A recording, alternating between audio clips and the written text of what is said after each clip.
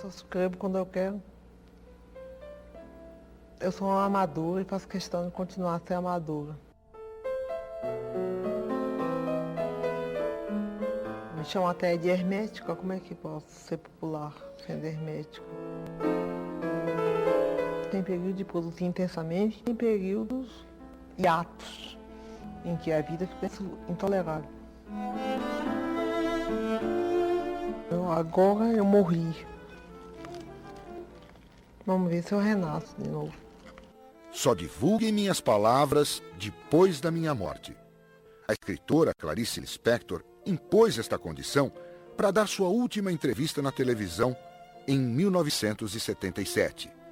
Foi no programa Panorama, da TV Cultura, dirigido pelo jornalista Júlio Lerner, que cumpriu a promessa. A gravação, do dia 1º de fevereiro, só foi exibida em 28 de dezembro do mesmo ano, 19 dias depois da morte de Clarice. Clarice Lispector. De onde vem esse Lispector? Eu não sei, eu perguntei, é um nome latino, né? E eu perguntei ao meu pai desde quando havia Lispector na Ucrânia. Ele disse que de gerações e gerações anteriores. Eu suponho que o nome foi rolando, perdendo algumas sílabas e se transformando nessa coisa que parece uma coisa lis no peito, em latim, flor de lis. Quer dizer, é um nome que quando aparece, quando eu escrevi meu primeiro livro, Sérgio Millier, eu era então completamente desconhecida, é claro. O Sérgio Millier diz assim: essa escritora de nome desagradável, certamente um pseudônimo, e não era meu nome mesmo. Clarice nasceu em Chechhelnik, uma pequena aldeia da Ucrânia. Chegou ao Brasil em 1920, com 2 meses de idade. O pai, a mãe e 3 filhas desembarcaram em Maceió. 2 anos depois, a família mudou para Recife, onde todos, menos uma das irmãs, ganharam nomes brasileiros. A filha mais nova, Raya, passou a chamar-se Clarice. Eu conversava muito com a Clarice. E ela disse: ô Lígia, você acredita? Ela falava, ela tinha a língua presa. Não era sotaque? Não era. Eu pensei que fosse a Ucrânia, porque ela veio com 2 ou 3 anos da Ucrânia para cá. Eu disse: eu não gosto da Ucrânia. Não era, não. Ela confessou que tinha a língua presa, podia ter feito a operação, mas, segundo ela me disse, essa operação era muito dolorida. Então ela continuou com a língua presa, como ela dizia. Como você começou? Quando? Isso é mais do que conhecido. Você começou aos 7 anos de idade. Antes dos 7 anos eu já fabulava, já inventava história. Por exemplo, inventei uma história que não acabava nunca. É muito complicado para explicar essa história, como era. Mas quando eu comecei a ler e escrever, comecei a escrever também. Pequenas histórias. Você poderia nos dar uma ideia do que era a produção da adolescente Clarice Lispector? Caótica, intensa, inteiramente fora da realidade da vida. Desse período, você se lembra do nome de alguma produção? Bom, eu escrevi várias coisas antes de publicar meu primeiro livro. Eu já escrevia para revistas, contos, jornais. Eu ia com uma timidez enorme, mas uma timidez de ousada. Eu sou tímida e ousada ao mesmo tempo. Eu chegava lá na revista e dizia: eu tenho um conto, o senhor quer publicar? Aí eu me lembro que uma vez foi o Raimundo Magalhães Júnior, que olhou, leu um pedaço, olhou para mim e disse: você copiou isso de quem? Eu disse: de ninguém, é meu. Ele disse: você traduziu? Eu disse: não. Ele disse: então eu vou publicar. Era assim, era nessa base. Tímida e ousada, caótica e intensa. Palavras que sempre estiveram presentes na vida e na obra de Clarice Lispector. Todo mundo se pergunta quem era Clarice Lispector, porque Clarice Lispector tem um lado de mistério muito intenso, que está claramente exposto nos seus livros, né? um mistério que ela própria queria desvendar, que é, na verdade, um mistério do ser humano. Mas nela era muito evidente, porque ele estava muito visível, muito à tona. Não tinha disfarce sobre esse mistério. No seu entender, qual é o papel do escritor brasileiro hoje em dia? De falar o menos possível. Os mistérios de Clarice foram representados por 2.000 gavetas na exposição A Hora da Estrela, no Museu da Língua Portuguesa, em 2007. Só 65 gavetas abriam. O que eu achei? Os passaportes da Clarice. Uma coisa fascinante, né? Dá uma emoção. Saber que, né, a gente, não só através do livro, que agora é mais um contato mais direto com ela. Aí cada vez que você abre a gaveta dá a impressão que você está abrindo um pedaço da Clarice mesmo. Ou um pedaço de você mesmo. Então você acaba abrindo a tua própria gaveta. Clarice escrevia pequenos rascunhos, onde guardava sensações, ideias e emoções. Para juntar os pedaços, preferia as primeiras horas da manhã. 4h30, 5 horas, já acordo. Fico fumando, tomando café, sozinha, sem nenhuma interferência. Quando eu estou escrevendo alguma coisa, eu anoto a qualquer hora do dia ou da noite, coisas que me vêm. O que se chama inspiração, né? Agora, quando eu estou no ato de concatenar as inspirações, aí eu sou obrigada a trabalhar diariamente. Então ela diz, a inspiração existe sim, Lígia. Você acredita em inspiração? Eu disse, acredito. Ela pegou minha mão, eu também acredito. Inspiração. Não tem outra palavra que exprima tão bem isso. A inspiração.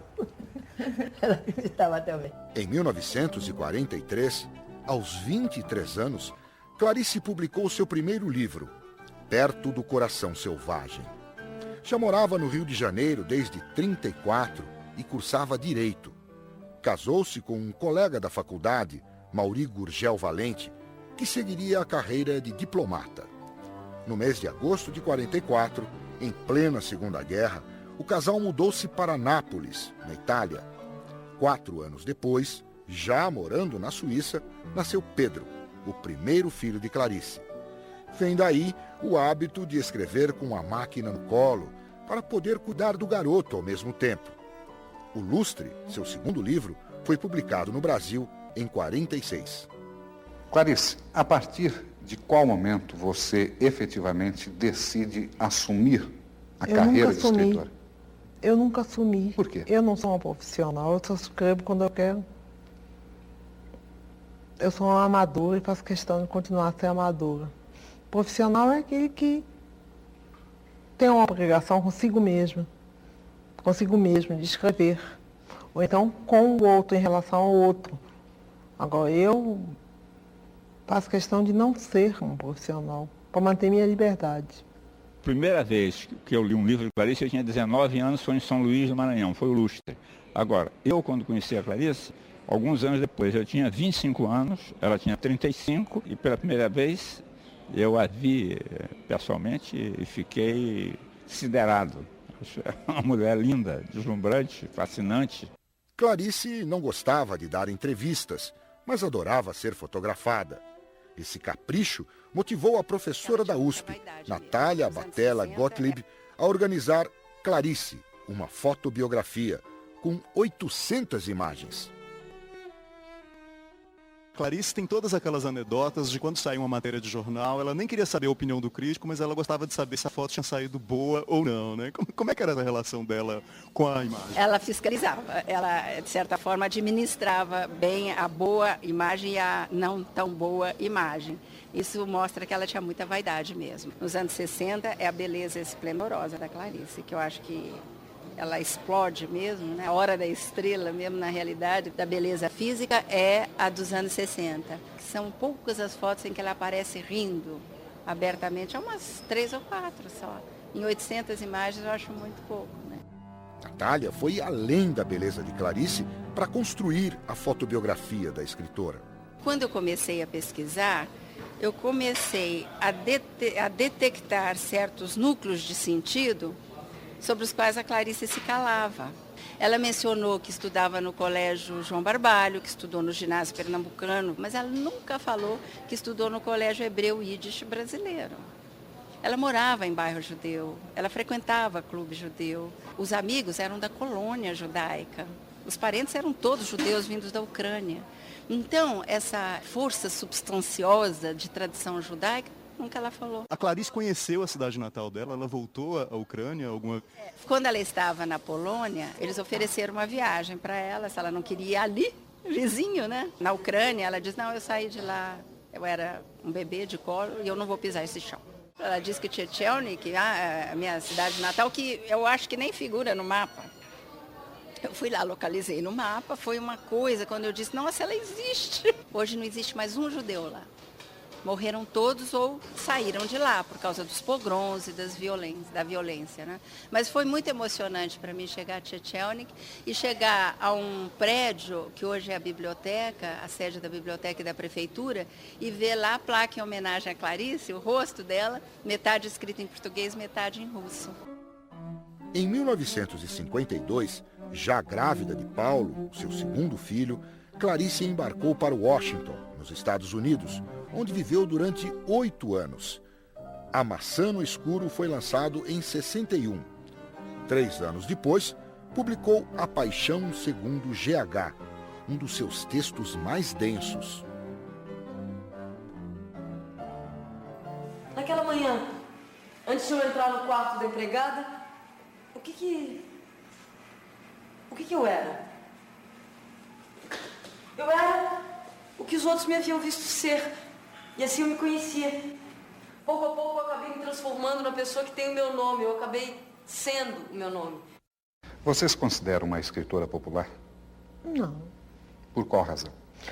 Bom, me chamam até de hermética. Como é que posso ser popular sendo hermética? E como você vê essa observação que nós colocamos entre aspas, hermética?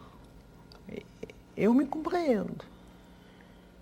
De modo que eu não sou hermética para mim. Por exemplo, o meu livro A Paixão segundo GH, um professor de português do Pedro II veio lá em casa e disse que leu 4 vezes o livro e não sabe do que se trata. No dia seguinte, uma jovem de 17 anos, universitária, disse que este livro é o livro de cabeceira dela. Quer dizer, não dá para entender. Suponho que entender não é uma questão de inteligência, e sim de sentir, de entrar em contato. É que, no fundo, eu escrevo muito simples, sabe? E será que as coisas simples hoje são recebidas de maneira complicada? Talvez, mas eu escrevo simples. Eu não enfeito.